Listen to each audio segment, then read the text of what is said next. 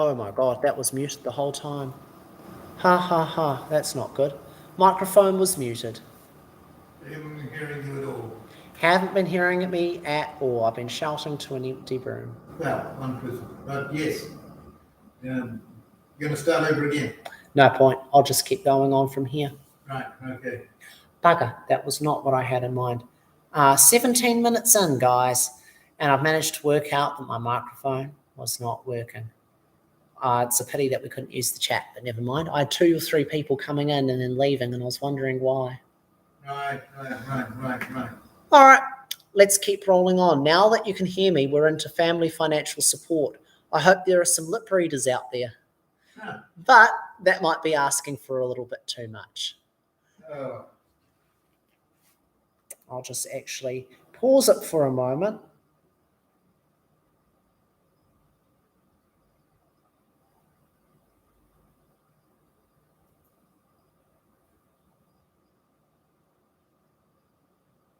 Oh, that's pretty sad. I'm sorry about that. No, it's my fault. Yeah, but that happened, yeah. Oh, boy.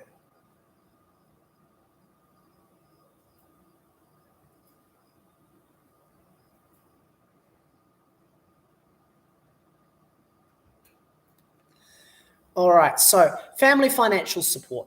Say that your parents are willing to go and contribute equity towards your purchase of a house. One set of parents might be willing to do that, whereas the other one might not. So, take, for example, my situation.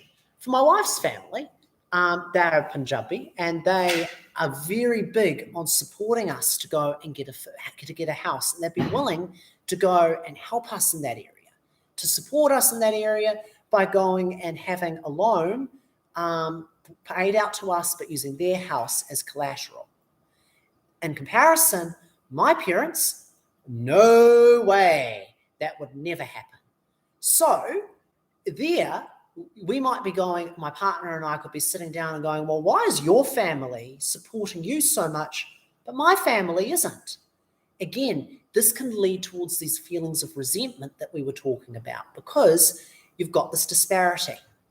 And the key to it is communication. Before you've got these feelings building up and building up and building up over time, you need to go and start to talk about it. Flip side as well is really important. So my parents expect that when they get old, they're going to go to an old folks' home, they've saved up money, and they don't want me to help support and care for them. Whereas with my wife, her brother is expected to go and take care of her parents when they get old. Or at least that's what I understand. So, again, there's a difference. And you can imagine if you don't discuss this and this sort of thing is sprung on you, and you go all of a sudden you've got the parents knocking on your door saying, where's that granny flat? Yeah, that's a great fast track to a fight in a relationship. The key is to talk about this sort of thing and early. So, opening it up to the audience for a moment, have you got any ideas or of the sorts of things that couples, sorts of differences between people in a couple that can create tension? Yeah. Different spending habits and different saving habits. Bang on. Different spending and saving habits is immensely important. So take, for example, discretionary spending. If I was to spend a whole lot of money to support a particular quality of life, so say my sort of quality of life that I'm expecting, in that I have got a lot of hair care products, I like to look good, so nice watches, nice clothes, and that's like what I expect for my quality of life. Whereas my partner has got a different image of quality of life. Maybe for them, clothes and appearance doesn't really matter, but their experiences are their main focus. So that is a difference, not so much in the spending level, but the emotional level. What is it that your money does for you? What is it that money can buy you that's actually important for you? There, one person well, you're both going for quality of life, but the picture of what it looks like is different, so you want to spend on different things. And because there's only so much money to go around, then there's a fight if you aren't clear. So if I was to sit down and say, sweetie, well, for me, experiences are so important and they bring me a lot of joy. And you sit down and say, well, sweetie, clothes are really important for me and they bring me a lot of joy. Then you'd work out between you, how can you divide the money that you've got to meet your needs? That is how you avoid a fight, because you're looking at your emotional needs and you're looking at how can you address this with the money that you've got. So yes, you're bang on. So coming to the more practical sort of end of things, splitting the bill. That is something that creates a lot of tension for people. So in different cultures, there's different expectations around how people take care of each other in a relationship. In some cultures, the male pays for everything. In other cultures, it's a 50-50 split. And don't you dare pay for me. In other ones, the person with the highest income pays for it. Or it splits, say, 70-30. So what you've got to realize is that there's emotional things that underpin this. So take, for example, cultural background. It might be a matter of pride. I pay for everything because I provide. I am the great provider, and this is what I bring to this relationship. If that's the sort of mentality you're going in with, then you've got to address, all right, well, why are they doing this? What is it that they're looking to get out of it? And if splitting the bill is something that is really quite contentious, can we achieve that same effect and give them what they're looking for emotionally in another way? Maybe if they provide in a different way, then that would reduce their need to split the bill. Or if you're, for example, wanting to feel like you're contributing, maybe you take it in turns. One person pays for the bill one time, one person pays for the bill the other time. But the key is to meet each other's emotional needs, and to do that by communicating what it is that actually underpins something like bill splitting. On its face, you might look at it and go, well, splitting the bill, how is that going to create tension in a relationship? Does that even matter? And I think it really does, because sure, on its own, it's not going to kill your relationship if one time you argue over who pays for what for the bill for a meal. But how many meals do you order? If you're ordering, say, one meal a week, that is, say, 52 times a year. That's a lot. It adds up. And even though it might not be a big emotional ick every time, a little over a long time really gets bigger and bigger over time. So it pays to address this, even though it might look small. Second one, contribution to joint expenses. So say you're rich, you earn 150K, and I'm poor, I only earn 50K. And we've got a house that we're renting in Mission Bay for $1,200 a week. My 50K a year is not paying $1,200 a week. Probably not paying half of $1,200 a week. So we're not going to be able to do a 50-50 split. And right there, a lot of these feelings start coming out again. Like one person who is paying more might feel like they should have more say in how the money is spent. Because they go, well, if I'm paying more, surely I have more say because it's more my money than yours. And the other person might feel like they're feeling a bit guilty, like, I didn't pay for this. I just have to go with what they want. And they might struggle to ask for what they want. So again, there needs to be communication, because it's really important that both of your needs are met. And that can feel really hard in that sort of situation. It can feel like that this inequity can make a real difference in actually addressing your needs and getting this sorted out. So again, you need to be really careful to discuss this sort of issue so it doesn't undermine your relationship. It's always better to do it sooner rather than later, and just start talking about it. Even if it's no big deal, you don't lose anything. You can only gain. So the next one, law. If you're interested in prenuptial agreements, wow, This is a big one. So essentially the idea is that if you're in a de facto relationship, which means you're living together for a certain period of time, but like when you're married, even though you're not, or you're married, then when you break up, I shouldn't really say when you break up, if you break up. That's a much more accurate way of going about it. If you break up, then assets get split as well. Prenuptial agreements are often used to protect one party by going and saying, often, what it is you go into the relationship with, you come out. Okay. Translation. I've got $200,000 worth of savings, or I've got this big inheritance that is coming my way because my grandma's going to pass soon. A prenup means that in the case that we break up, you don't get any of this money. It's all for me. So this is quite common from people who are on the slightly more rich end to protect themselves. Say you came into the relationship with a house. So people who are a little bit older as well, this is something that they're thinking about. Myself, I haven't bothered with a prenup simply because for me, I look at it and I go, well, I trust my wife. I want to go into my marriage not preparing for divorce. I think that's a great way to encourage going down that road. So I haven't done it myself, but I know other people who have. And again, that's quite a personal decision, but it's definitely something to just talk honestly about and openly about. The last thing you want is, for example, one person signing a prenup because they feel like they have to, and then they get resentful because they're like, you're trying to cheat me. I'm going into this relationship and you're not willing to be fully open and trust me. This is the sort of stuff that if it's left unsaid, that creates a lot of problems. Well, again, I'll put it to the audience. So for you guys, do you want to do a bit of a show of hands? Who would get a prenup?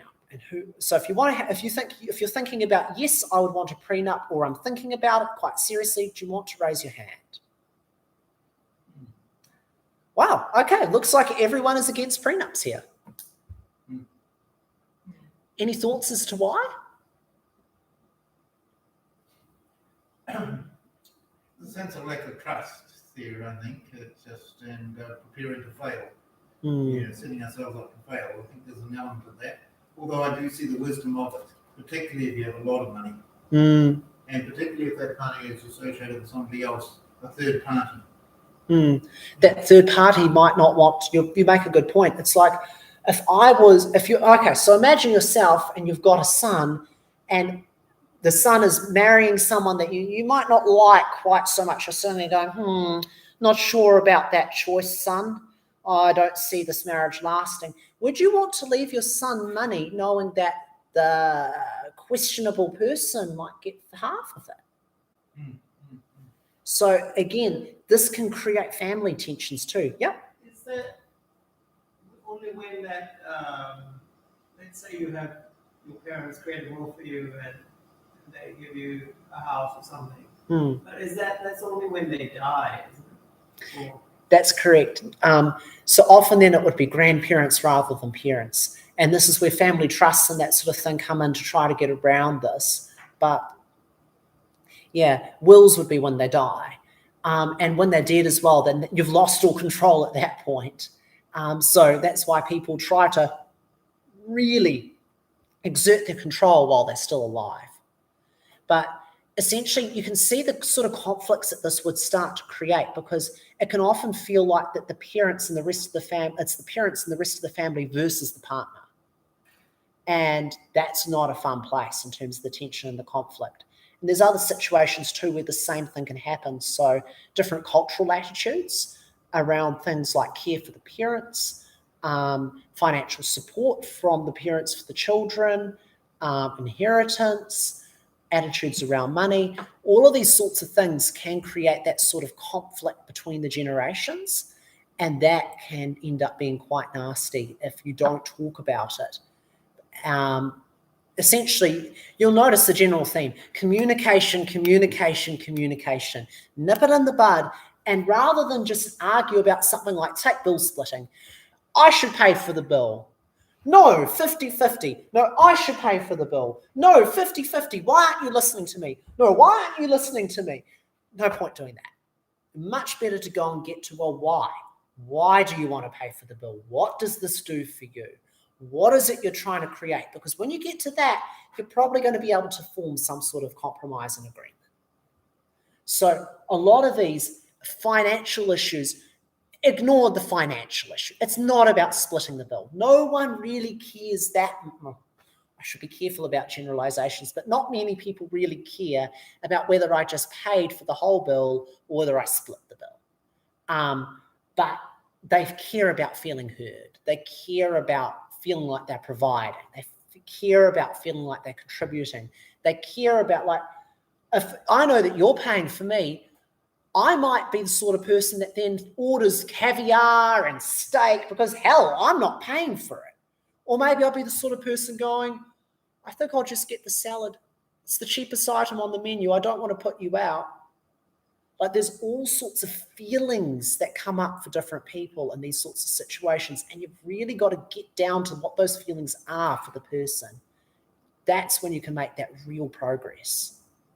So always think about these sorts of things. What is it that they are going to be feeling? Now, joint bank accounts, that's another fun one. So essentially, a joint bank account means that all of your finances are in one place and both people can access them. For myself, my wife and I have got our own bank accounts as well as a joint account, and essentially we all go and have full access. So it's as if we really just had one joint bank account. And some people get them, some people don't. We're going to go into it a little bit more later, but there's the feeling of trust, being able to see each other person, everyone's money and what's going on whenever you like. Some people like to have some privacy and security. Maybe you want to spend your money on what you want to spend on your money on, and you don't want your partner to know about it. Again, look to the emotional needs underpinning what you want on it. Chores is another one. So you'll get some people that go, well, I am the breadwinner. I earn $150,000 and I work such a hard job. I come home, put my feet up, relax, sip on my juice. Oh, have you done all the chores yet? Please carry on, carry on. So essentially what I'm trying to get at there is that you might feel like, well, I earn the lion's share of the money, so that's my contribution, and I expect you to contribute in other ways. You need to discuss this, because I can tell you, if I tried pulling that on my wife, I would be kicked really, really, really hard, because just because I'm contributing in one way doesn't mean that I don't contribute in other ways, because that's for us. That's the dynamic that we've created. Different people, different dynamics. You do you. I actually can't criticize whatever you want to do, because it's about a negotiation between you guys. But you need to be very clear on how you're contributing to the couple and the role that money plays and other things play. So again, one family might be contributing more financially. So say you've got parents that live over in India, and you need to go and see them every so often, and it's a financial burden to go to see them because you've got to pay for airfares and that sort of thing. And the other family, maybe that they have helped provide savings, they paid for the wedding, they've done this, they've done that. That can create feelings of resentment. Your family never do anything for us, but my family has done so much. So make sure that when families do things like they pay for the wedding, that there's no hidden strings attached, that these things are talked about. So if for example, the parents paid for the wedding expecting that they would have a certain amount of access with the grandkids and that you'd be living within a certain distance, and it's quite an exchange sort of thing going on, you want to be pretty aware of that exchange before they pay for the wedding. Otherwise, it's just a recipe for resentment. On the other sort of side as well, you want to make sure that the family, you don't have your partner getting resentful of you because their family is paying for everything and yours isn't. Again, a conversation needs to be had. Again, like we were saying before, expectations to care for family. So if your parents are getting old and elderly and they're expecting that you're going to be caring for them in a granny flat underneath your house, good to know about that and tell your partner before they show up knocking on the door. Likewise, if they want to live in the rest home and they've made preparations there, good to know about that. So, next thing is the emotional differences. Beliefs about money, first of all. So, what are I'll give you some examples and I'd love to hear some from the audience too. So, one belief about money that I've heard is that it's the root of all evil. I've got some people that I know and they are scared of money and what it might do to their children. They feel like that it might corrupt their children. They've got to be very careful when their children show any interest in making money or entrepreneurship sort of activities because they might get greedy and they might grow to love money and that might destroy them. I don't subscribe to that attitude. I don't agree with that attitude, but it's their attitude. That's their belief about money.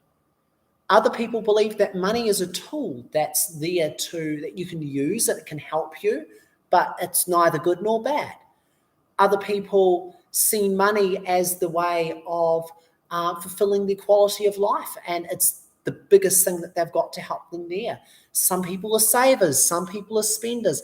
Other people believe that they are never going to be wealthy. Some people believe that it's their destiny to make a whole lot of money. Your beliefs that you have about money are huge as a couple. Say, I believe that I'm destined to be poor. It doesn't matter how well I do at work. I'm just not cut out to be rich. I'm going to find ways unconsciously to sabotage myself and keep myself poor because it's scary when I start to get rich. I know it sounds a bit of a stretch, but it does. Take my word on it, that sort of thing can happen. If I'm afraid of being rich and the other person is like, yeah, money, let's do it. Recipe for tension. Absolute recipe for tension. Because you've got two different beliefs clashing. You want to do different things. Say I'm afraid of money. I might say, well, let's spend more time with family. Family's important, folks. I'm not going to go and work so much time at the job. Family, family, family. Whereas the other person's like, money, work the extra shifts, get those savings in. Let's prioritize talking about investments. So, really big to go and think about, what are your beliefs about money? Where might they differ to your partner? What beliefs are useful for you guys? What ones aren't? You can change your beliefs. It's work. It's hard work, but you can get there. And your history with money is another one. So say your parents grew up in poverty and you came off the streets having nothing.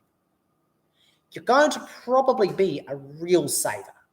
For me, my parents really, really saved. So my mother recently, she went and bought this fly screen. And she said, I've wanted this fly screen for 26 years.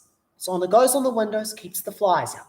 I feel free to live in my house the way I want to now. This is so important to me. I've wanted it for 26 years and I finally got it. I said to her, Mum, how much did this cost? $200. And she hasn't had a mortgage for about 10 years, 15 years. And I'm sitting there going,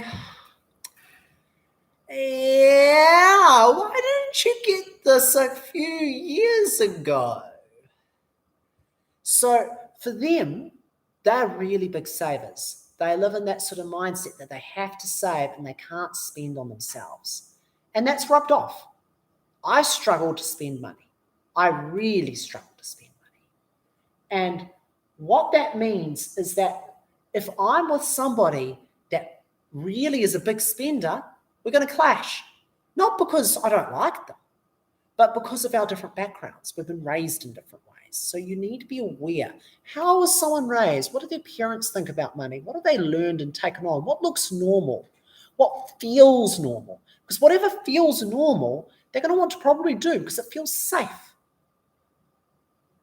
That's really important, because if there's a clash going on there, this one can be quite a hard one to work out, because logically you might go, I agree with you, but I still feel unsafe doing that. That's hard. That's actually really hard to sort out. So next one is financial education. That's easier to sort out. I mean, if you've got two people, different levels of financial education, it can be hard to go and talk about things like investment, because it feels like the one that knows more might be talking down to the other person. They might feel inferior. It might feel like that the person who knows more is always making the decisions. But that's easy to solve. Get educated. So we're producing courses, for example. You can buy courses. Like we've got things that we'll be making in the coming weeks on different forms of investment, insurance, more on this couple stuff as well. That's the sort of stuff that you can buy and invest into to increase your financial knowledge. And of course, there's always things like YouTube. Again, emotional ties to money. So what does money do for you? If you've got a different risk appetite, if you've got one, like let's say the stock market's going down and one person's going, oh my God, it's going to crash. Quick, sell the shares, buy gold. And the other person is going, woohoo, so opportunities, let's go big on crypto, all in. You can see how that's going to be a clash, a big clash. Because one person might feel like they're going to only be safe when they're financially secure. They don't want to take risks because it feels like their whole well-being is at risk if they do. The other person might go, well, this is such an opportunity and I need to go out there, put myself out there, take the risk, live a little. Maybe that's how they go and get enjoyment. So your emotional ties to money is really important. And again, like your personality, spender versus saver, for example, the classic sort of one. You can see how you can butt heads over that. And instead of butting heads, when one person's yelling at them saying, why are you spending so much? We're blowing our budget again. For heaven's sake, rein yourself in. And the other person's saying, what are you talking about? Why are you always controlling me? No. That is not the time to discuss that.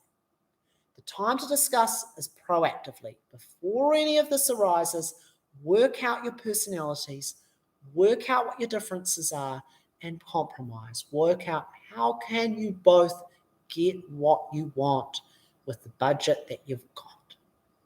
That's how you address this. So before we move on, what are some of the other emotional differences that you guys and the audience might think that you could have between couples when it comes to money?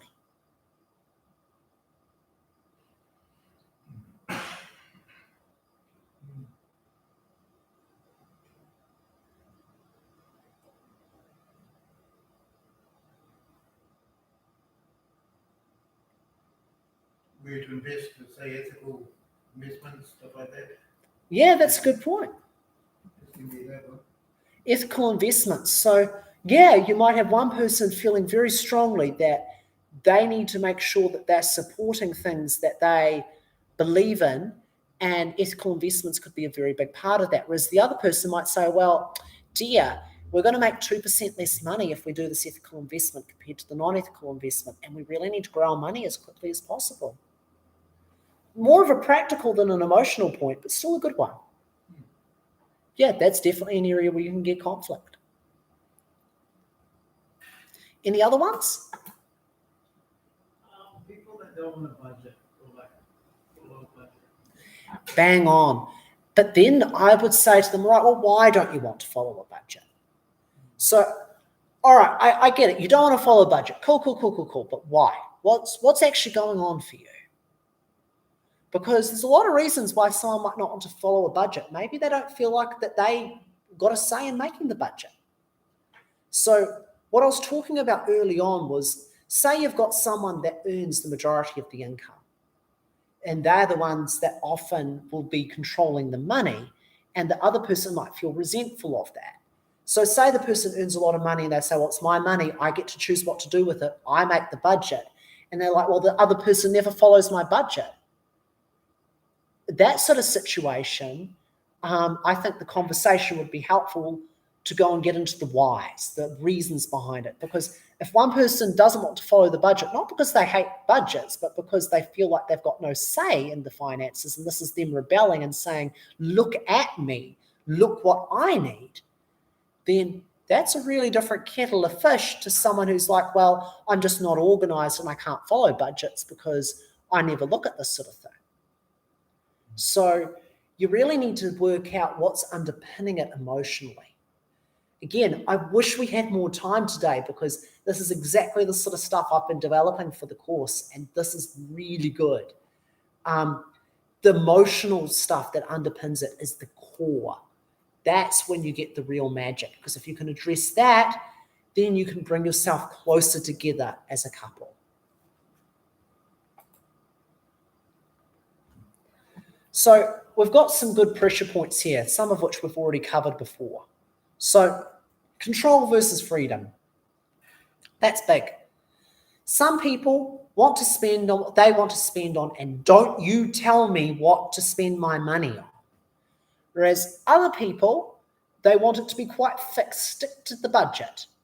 This is, we've got to do this, we've got to put away 20% of our income each week for savings, and that gives them that sense of security. So that can often be a really strong pressure point between the couples. And again, like we were saying before, how much say you have over decisions. A really good way to create resentment is for one person to feel disenfranchised and disempowered. It's like, if the other person makes all the financial decisions and I don't make any, it doesn't feel like it's my finances anymore, our finances. It feels like it's just the other person in control. And that's dangerous. That's really dangerous. Because at that point, it doesn't start to feel like a couple anymore. And that's when major resentment can really kick in. Again, this can be resolved, but you need to talk about it. If I'm sitting there going, I don't feel like I've got a say in decisions, and I'm not going to say anything. So for whatever reason, maybe I'm afraid, maybe I could have all sorts of feelings that's stopping me from doing that. Maybe they should know about it. I just expect them to know about it. But you need to have a conversation to be able to address these. And the sooner you talk about it, the better, because there's less chance for resentment to build up. Money personality clash and risk appetite, we've covered those before.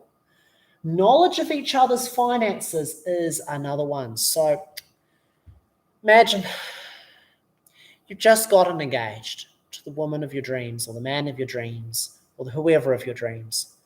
And you find that your partner says to you, dear, something that you should probably know. I've got $50,000 of credit card debt. Wouldn't feel too good at that point to find out. Accusations might go something like, why were you hiding this from me? Don't you trust me? And back on the other side, maybe they were afraid to say something, don't you love me anymore? If there can be a lot of problems when information that's particularly important information is withheld. Sometimes as well, people hide their spending habits because they're ashamed of it. Problem gamblers might get cash out from the ATM and then hit the pokies because they don't want it to appear on their bank statement. Alcoholics, same sort of thing. Shame can be a reason for wanting to hide your finances. And again, that's really got to be dealt with, and it's a lot of support given. Because often they might want to kick the habit as well, but there's a lot of shame that's meaning that they're even hiding it in the first place. So be careful before you go too quickly to accuse on that. I think, again, start with a conversation. What is going on for you emotionally that's causing this?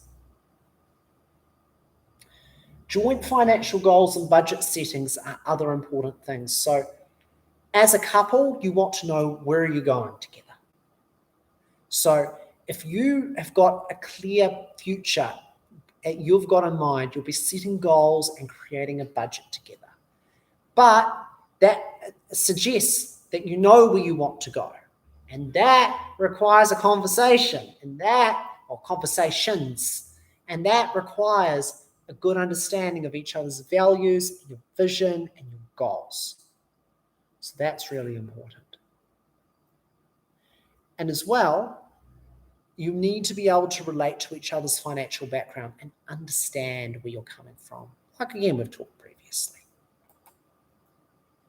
So we're going to do a bit of a game here. So imagine you've got a partner, or if you've got a partner, no need to imagine, lucky you. So think about this just for a moment. Would you disclose to your current partner or your future partner how much debt you have, your income, your expenses? Maybe show them your budget. Would you create your will together? Would you have a joint bank account? What about financial goals and a joint budget? So, thinking about that for a moment, now we come to the game. Imagine you're on your first date. Well, we'll go with the credit card debt example because that one was quite good, quite funny. So $50,000 of credit card debt. Imagine it's your first date. You've met the girl of your dreams. Would you tell her on your first date that you've got $50,000 credit card debt? Would you raise your hand if you would? I wouldn't. Would you tell them on your second date? What about boyfriend, girlfriend? I probably would at that point. Not everyone would. I was running through this with some people who said that they wouldn't tell them until they got engaged or married. So you've got all sorts of milestones. You've been together for a year, you've moved in, de facto, engaged, married. Heck, there's even for some people, the unlucky ones, separated and divorced. But the thing is, a lot of people have got different expectations about when you would disclose these sorts of things. If I would disclose debt when we're boyfriend, girlfriend, and you would disclose it only when you move in together, if we move in together and that's when you disclose it, I'd be sitting there going, well, why didn't you tell me? Do you not trust me? I feel hurt. I would have told you. Why didn't you tell me? Again, these ones you've got to be careful because you don't know what you don't know, but you need to set the scene. Start talking to the other person about these things for you on your end. If you would tell them about debt, if you had debt, then tell them you don't have debt and ask them. Just get the conversation going. And if they're reluctant to tell you, talk to them about why. Do it in as compassionate a way as you can. It's often not because if they're not wanting to tell you something, it's not because they don't like you most of the time. It's because there's something going on for them normally. Might be that they're afraid. Might be that there's some shame. Just they're not ready to tell you as well. That's okay.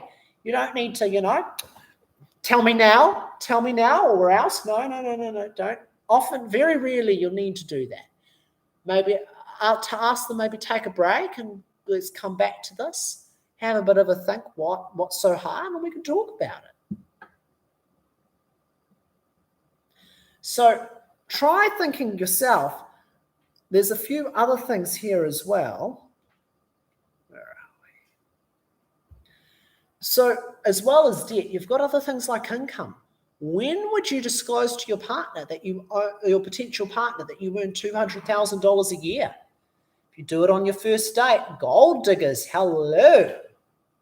But you'd want to disclose it at some point.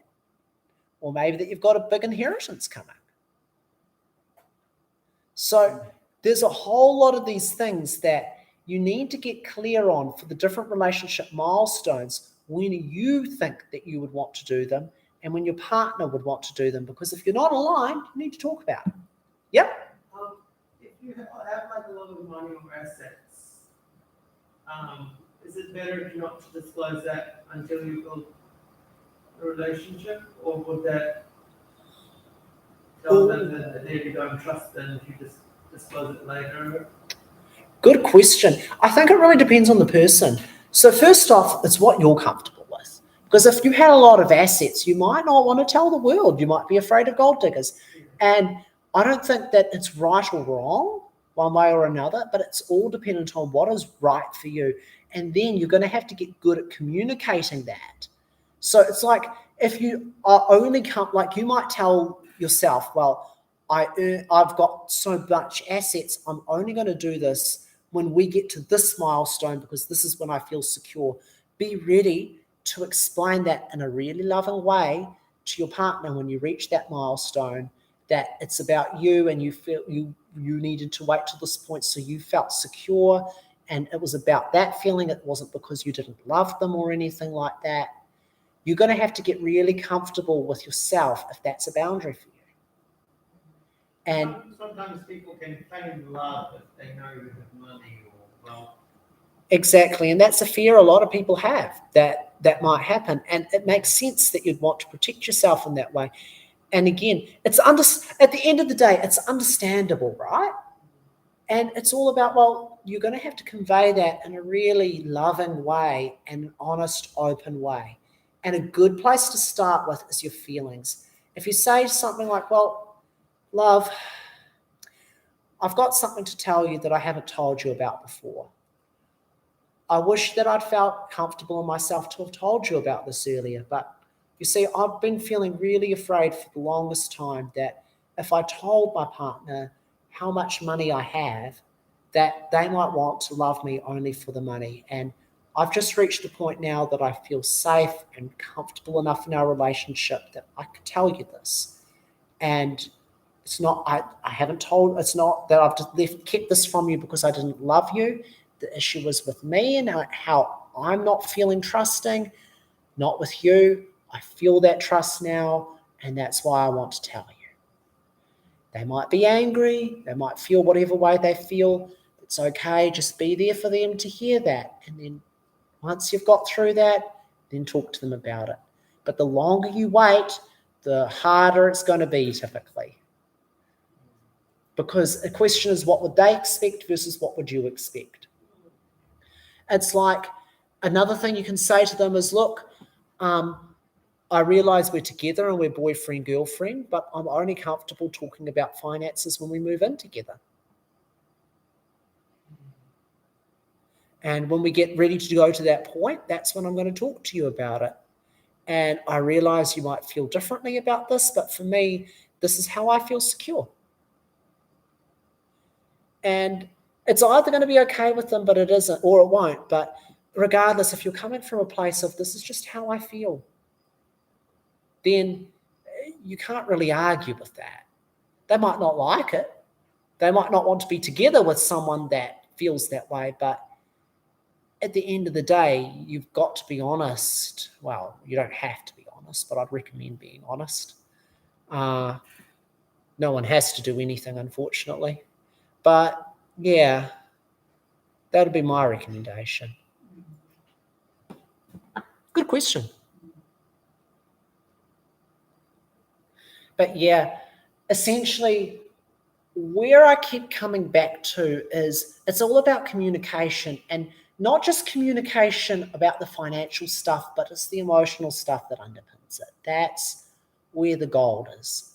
That's what can bring you together. That's what can really create a lot of these good things in your life.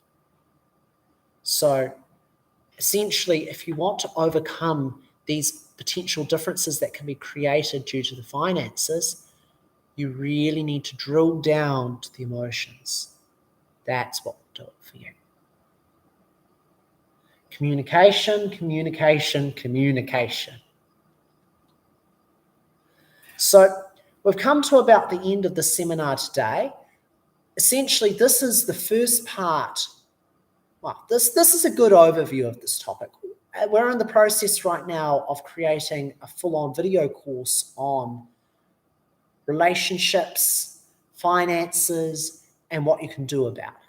So expect this to come out in the next couple of weeks, probably 1 to 2 weeks, and you will receive emails about this. We'll do a little bit of advertising. It's probably going to be some sort of discount offered early on. Essentially, it's like here we've been able to get into a lot of these things in a fair bit of depth, but there's more there for getting into the emotional nitty-gritty and how to talk about it and what the possible problems are, cultural differences, different mindsets, different beliefs. That's the stuff that the more time we have to explore, the better. So we'll be holding another free seminar early in May. We've got all of our socials. We're about to get actually quite active. I've got some help, and like I said, we're going to be producing not just this course, but other courses too, on investment, insurance, all sorts of things we're going to be producing, and video content is going to be coming online. So thank you very much for coming, guys. I can see we're now starting to get more and more people through YouTube, which is unfortunate because we're just ending. But do check out the replay. Unfortunately, we had some microphone issues for the first 15 minutes, so you might want to skip through a little bit. My apologies about that. So I will catch you all next time. Thank you very much.